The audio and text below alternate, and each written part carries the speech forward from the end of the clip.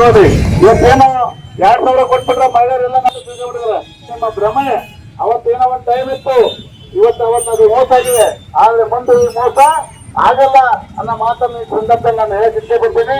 ಬಂಧುಗಳೇ, ಭಾರತೀಯ ಜನತಾ ಪಾರ್ಟಿ ಜನಪರವಾಗಿ ಇವತ್ತು ನಿರಂತರವಾಗಿ ರೈತರ ಪರವಾಗಿ, ಕೂಲಿ ಕಾರ್ಮಿಕರ ಪರವಾಗಿ ನಿರಂತರವಾಗಿ ಹೋರಾಟವನ್ನ ಮಾಡಿದಂತ ಜನತಾ ಪಾರ್ಟಿಯನ್ನ ಮಾತನ್ನ ನಾನು ಸಂದರ್ಭದಲ್ಲಿ ಹೇಳಕ್ ಇಷ್ಟಪಡ್ತೇನೆ.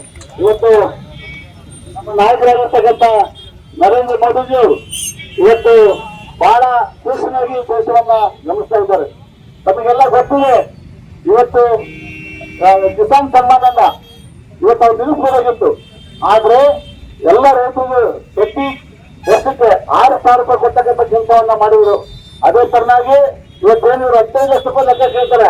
ಇವತ್ತು 15 ಲಕ್ಷ ರೂಪಾಯಿ ಲೆಕ್ಕ ನೀವು ಕೇಳ್ತಾರಲ್ಲ, ಇವತ್ತು ನರೇಂದ್ರ ಮೋದಿ ಅವರು ರೈತರಿಗೆ ಏನ್ ಕೊಟ್ಟಿದ್ದಾರೆ, ಕೂಲಿ ಕಾರ್ಮಿಕರಿಗೆ ಏನ್ ಕೊಟ್ಟಿದ್ದಾರೆ. ಇವತ್ತು ನಮ್ಮ ತಾಯಂದಿರು ಏನು ಸಿಲಿಂಡರ್ ಅನ್ನ ಬದಲಿದ್ರೆ, ಇವತ್ತು ಉಜ್ವಲ ಯೋಜನೆ ಬದಲಿದ್ರೆ ನಮ್ಮ ತಾಯರೆಲ್ಲರೂ ಕೂಡ ಚಸ್ಮಾರ್ಗನ್ನ ತರಬೇಕಾಗ್ತಿತ್ತು. ಇವತ್ತು ಅದನ್ನ ಮುಕ್ತ ಮಾಡಿ ಎಲ್ಲ ತಾಯಂದಿರಿಗೂ ಕೂಡ ಇವತ್ತು ಓದಿ ಇವತ್ತು ಅಡುಗೆ ಮಾಡಬೇಕಾಗಿತ್ತು. ಅದನ್ನ ಮುಕ್ತ ಮಾಡಿದಂತ ನಾಯಕರು ಯಾರಾದ್ರೂ ಇದ್ರೆ ಅದು ನರೇಂದ್ರ ಮೋದಿ ಅನ್ನೋ ಮಾತನ್ನು ಇವತ್ತು ಹೆಣ್ಮಕ್ಳಿಗೆ ಕಾಜಿ ಇರೋಕ್ಕೋಸ್ಕರ ಎಲ್ಲರೂ ಕೂಡ ಉಜ್ವಲ ಯೋಜನೆಯನ್ನ ಜಾರಿಗೆ ತಂದು ಈ ದೇಶದಲ್ಲಿ ನೀವು ಲೆಕ್ಕ ಹಾಕ್ರಿ, ಕಾಂಗ್ರೆಸ್ ಪಾರ್ಟಿ ಲೆಕ್ಕ ಹಾಕ್ರಿ, 15 ಲಕ್ಷ ಅಲ್ಲ, ಒಬ್ಬರಿಗೆ 50 ಲಕ್ಷ ರೂಪಾಯಿ ಪರಿಹಾರ ಕೊಟ್ಟಕ್ಕಂಥ ಕೆಲಸವನ್ನ ಈ ದೇಶದಲ್ಲಿ ಪ್ರಧಾನಮಂತ್ರಿ ಅವರು ಮಾಡಿದ್ದಾರೆ. ಅದನ್ನ ನೀವೆಲ್ಲ ಕೂಡ ಲೆಕ್ಕ ಹಾಕ್ರಿ. ಏನ್ ಯೋಜನೆಯನ್ನ ಕೊಟ್ಟಿದೆ, ಯಾರೇನು 15 ಲಕ್ಷ ಕ್ಯಾಶ್ ಬಂದ ಅಂತ ನೀವಿದ್ರ ಮೋದಿಜಿ ಅವರು ನಿಮ್ಮ ಬ್ಯಾಂಕಿಗೆ ಅಕೌಂಟ್ ಹಾಕ್ತಿರ್ತೀರ. ನೀವೆಲ್ಲ ನೀತಿ ಹೊಡೆದು ಸೂಕ್ಷ್ಮ ಇಟ್ಟಿಲ್ಲ ಹಣ, ಆ ಹಣ ಅಲ್ಲ ಇದು.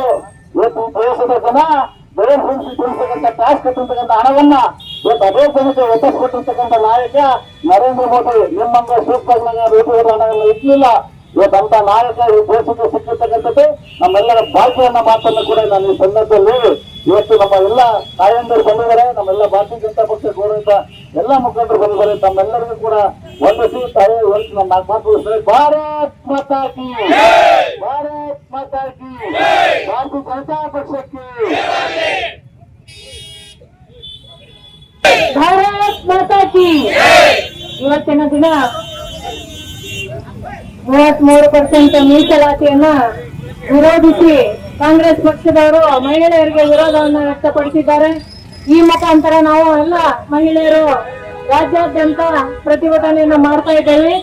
ಈ ಪ್ರತಿಭಟನೆ ಬರೀ ಬಿಜೆಪಿ ಅವರಿಗಷ್ಟೇ ಮೀಸಲಲ್ಲ, ಕಾಂಗ್ರೆಸ್ಸಿನ ಮಹಿಳೆಯರು ಕೂಡ ಇದನ್ನು ಮಾಡಬೇಕು ಅಂತ ಅವರಲ್ಲಿ ಕಳಕಳಿಯಿಂದ ಕೇಳ್ಕೊತಾ ಇದ್ದೇನೆ.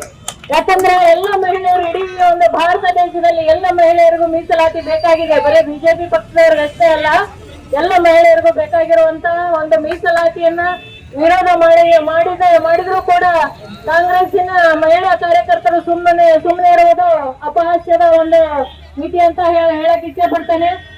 75 ವರ್ಷಗಳಾದ್ರೂ ಕೂಡ ಮಹಿಳೆಯರಿಗೆ ಮಹಿಳಾ ಮತ್ತು ಮಕ್ಕಳ ಕಲ್ಯಾಣ ಇಲಾಖೆ ಮಾತ್ರ ಕೊಡ್ತಾ ಇದ್ರು. ಮಿನಿಸ್ಟ್ರಿ ಯಾವ್ದಾದ್ರು ಕೊಡ್ಬೇಕಂದ್ರೆ ಅದು ಒಂದೇ.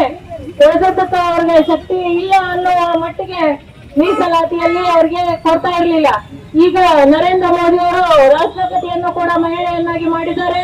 ಅದೇ ರೀತಿ ನಮ್ಮ ನಿರ್ಮಲಾ ಸೀತಾರಾಮನ್ ಅವರನ್ನ ಕ್ಯಾಬಿನೆಟ್ ಮಿನಿಸ್ಟರ್ ಆಗಿ ಮಾಡಿದ್ದಾರೆ. ಅದೇ ರೀತಿ ಶೋಭಾ ಕರಂದ್ಲಾಜೆ ಅವರಿಗೆ ಉನ್ನತವಾದ ಹುದ್ದೆಯನ್ನು ಕೊಟ್ಟು ಮಹಿಳೆಯರು ಎಲ್ಲದರಲ್ಲಿ ಸಮಾನರು ಅಂತ ಹೇಳುವ ಮುಖಾಂತರ ಮಹಿಳಾ ಮೀಸಲಾತಿಯನ್ನು ತರಲು ಬಹಳ ಶ್ರಮಪಟ್ಟು ಈ ಒಂದು ಇದನ್ನ ಮಾಡಿದ್ರು. ಆದ್ರೆ ಕಾಂಗ್ರೆಸ್ನವರು ಅದನ್ನ ವಿರೋಧಿಸಿ ಮಹಿಳಾ ವಿರೋಧಿ ಅಂತ ಇಡೀ ಜಗತ್ತಿಗೆ ಅವರು ಸಾಧಿಸಿ ತೋರಿಸಿದ್ರು ಅಂತ ಈ ಮುಖಾಂತರ ಹೇಳಕ್ ಇಷ್ಟಪಡ್ತೇನೆ.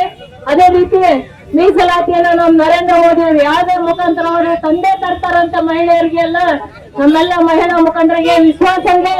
ಈ ಮುಖಾಂತರ ಅವ್ರಿಗೂ ಕೇಳ್ಕೊತಾ ಇದ್ದೇವೆ. ದೇಶಾದ್ಯಂತ 33% ಮಹಿಳೆಯರಿಗೆ ಮೀಸಲಾತಿ ಬಂದೇ ಬರುತ್ತೆ ಅಂತ ನಮಗೊಂದು ವಿಶ್ವಾಸ ಇದೆ ಅಂತ ಹೇಳ್ತಾ ನನಗೆ ಅವಕಾಶ ಕೊಟ್ಟಂತ ಎಲ್ಲರಿಗೂ ನಮಸ್ಕಾರವನ್ನು ಮಾಡ್ತಾ ನನ್ನ 2 ಮಾತುಗಳನ್ನ ಮುಗಿಸ್ತಾ ಇದ್ದೇನೆ. ಭಾರತ್ ಮಾತಾ ಕಿ, ಭಾರತೀಯ ಜನತಾ ಪಾರ್ಟಿಗೆ, ಭಾರತೀಯ ಜನತಾ ಪಾರ್ಟಿಗೆ. ಈ ದಿವಸ ಭಾರತೀಯ ಜನತಾ ಪಾರ್ಟಿ ವತಿಯಿಂದ ಏನು ಕಾಂಗ್ರೆಸ್ ಸರ್ಕಾರ ಮಹಿಳಾ ವಿರೋಧಿ ಆಗಿದ್ದನ್ನು ಖಂಡಿಸಿ 33% ರಿಸರ್ವೇಶನ್ ಖಂಡಿಸಿ ನಾವು ಹೋರಾಟ ಮಾಡ್ತಿದ್ದೇವೆ. ಇದು ಇಡೀ ರಾಜ್ಯಾದ್ಯಂತ ರಾಷ್ಟ್ರಾದ್ಯಂತ ಎಲ್ಲ ಕಡೆಗೂ ಭಾರತೀಯ ಜನತಾ ಪಾರ್ಟಿ ಮಾಡ್ತಾ ಇದೆ. ರಾಣೆಬೆನ್ನೂರಿನಲ್ಲಿ ನಾವು ಈ ಹಮ್ಮಿಕೊಂಡಿರತಕ್ಕಂತ ಈ ಒಂದು ಕಾರ್ಯಕ್ರಮದಲ್ಲಿ ಹೋರಾಟದಲ್ಲಿ ಇರ್ತಕ್ಕಂಥ 2 ಮಂಡಲದ ಅಧ್ಯಕ್ಷರೇ ಮತ್ತು ಮಹಿಳಾ ಪದಾಧಿಕಾರಿಗಳೇ ಮತ್ತೆಲ್ಲ ಕಾರ್ಯಕರ್ತರು ಮತ್ತು ಮೊದಲನೇದಾಗಿ ಭಾರತೀಯ ಜನತಾ ಪಾರ್ಟಿ ಎಲ್ಲಕ್ಕೂ ಯಾವತ್ತೂ ಕೂಡ ಮಹಿಳೆಯರ ಪರವಾಗಿದೆ ಮತ್ತು ಮಹಿಳೆಯರಿಗೆ ಎಲ್ಲ ಸೌಲಭ್ಯಗಳನ್ನು ಕೊಟ್ಟಿದೆ. ನಮಗೆಲ್ಲ ಗೊತ್ತಿದೆ, ಉಜ್ವಲ ಇರ್ಬೋದು, 24 ವಾಟರ್ ಸಪ್ಲೈ ಇರ್ಬೋದು ಮತ್ತು ಸ್ಟಾರ್ಟ್ಅಪ್ ಪ್ರೋಗ್ರಾಮ್ ಇರ್ಬೋದು, ಎಲ್ಲ ಕೂಡ ಮತ್ತು ಅವರ ಮಾನವರನ್ನು ಮುಚ್ಚಕ್ಕೆ ಶೌಚಾಲಯಗಳನ್ನು ಇರ್ಬೋದು, ಅದೆಲ್ಲಗಳನ್ನು ಮತ್ತು ಸುರಕ್ಷತೆ ನೋಡ್ತಕ್ಕಂಥದ್ದು ಭಾರತೀಯ ಜನತಾ ಪಾರ್ಟಿ ಆಗಿದೆ. ಆದ್ರೆ ಕಾಂಗ್ರೆಸ್ ಮಹಿಳೆಯರ ವಿರೋಧಿ ಆಗಿದೆ. 30% ರಿಸರ್ವೇಶನ್ ನಾವು ಕೊಡಬೇಕು ಅಂದಾಗ ಅದನ್ನ ಕಾಂಗ್ರೆಸ್ ಮತ್ತು INDA ಪಕ್ಷಗಳು ವಿರೋಧ ಮಾಡಿದ್ರು. ಆದ್ರೆ ಯಾವತ್ತೂ ಕೂಡ ರಾಜಕಾರಣಿಗಳು ಬರೀ ಭಾಷಣದಲ್ಲಿ ಹೇಳ್ತಕ್ಕಂಥದ್ದು ನಾವು ಮಹಿಳೆಯರಿಗೆ ಕೊಡ್ತೀವಿ ಅನ್ನೋದು ಆಗ್ಬಾರ್ದು, ನಿಜ ಜೀವನದಲ್ಲಿ ಕೊಡ್ತಕ್ಕಂಥದ್ದು ಆಗ್ಬೇಕು. ಆ ದೃಷ್ಟಿಯಿಂದ ಮೋದಿಯವರು ಇದನ್ನು ಮಾಡಿದ್ರೆ ಮಹಿಳೆಯರಿಗೆ ಸಮಾನತೆ ಕೊಟ್ಟಂಗಾಗುತ್ತೆ ಮತ್ತು ಅವ್ರಿಗೆ ಅಧಿಕಾರ ಕೊಟ್ಟಂಗಾಗುತ್ತೆ. ಹಿಂದೆ ನಮ್ಮ ಜಗಜ್ಯೋತಿ ಬಸವಣ್ಣ ಹೇಳಿದ್ರು, ಅನುಭವ ಮಂದಿಯಲ್ಲಿ ಹೇಳಿದ್ರು, ಸಮಾನತೆ ಕೊಡಬೇಕು, ಮಹಿಳೆಯರಿಗೆ ಮುನ್ನೆಡೆ ತರಬೇಕು, ಅವರು ಕೂಡ ಎಲ್ಲಾ ದೃಷ್ಟಿಯಿಂದ ಕೊಡಬೇಕು. ಈಗ ನಮ್ಮ ಮೋದಿ ಅವರು ಮಾಡಿದ್ದರಿಂದ ಅದಕ್ಕೆಲ್ಲರೂ ಕೂಡ ನಾವು ಪ್ರೋತ್ಸಾಹಿಸಬೇಕು ಮತ್ತು ಅವ್ರಿಗೆ ಹೋರಾಟ ಮಾಡಬೇಕು. 2 ಮಾತು ಹೇಳುತ್ತೇನೆ. ಜೈ ಹಿಂದ್, ಜೈ ಕರ್ನಾಟಕ.